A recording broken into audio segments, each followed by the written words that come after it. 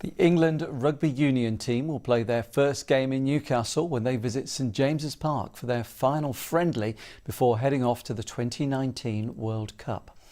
Our reporter Amy Lee is at St James's Park now. Amy, can you tell us some more? Well, this pitch is more used, isn't it, to seeing action of the footballing kind. But a year tomorrow, it's going to be very different in St James's Park because the England National Rugby Union team are going to be playing their final warm-up game against Italy right here on the grass at St James's Park. Now, it's a big deal not just for the game, not just for Newcastle, but because England don't tend to take their home matches away from Twickenham very often. Now, Eddie Jones is the England head coach. He was here earlier today with a lot of media interest too, and he told us he was absolutely thrilled to be bringing the game back up to Newcastle. Oh, it's exciting, mate.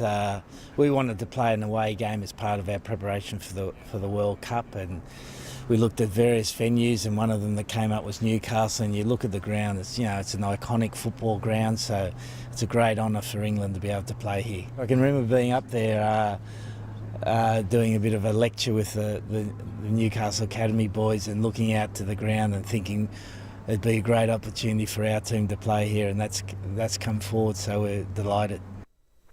That's great news, Amy. Newcastle already known as a rugby city as well as a football city. A number of international rugby teams have already played at St James's Park, but not England yet.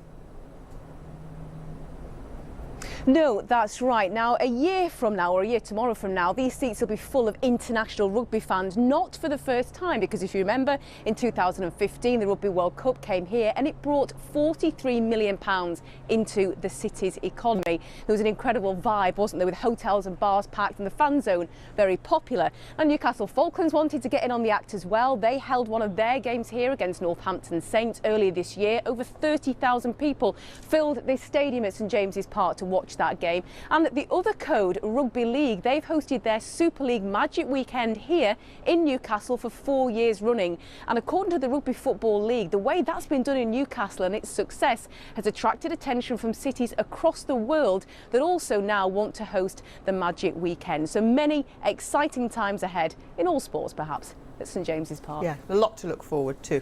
Amy at St James's Park, thank you very much.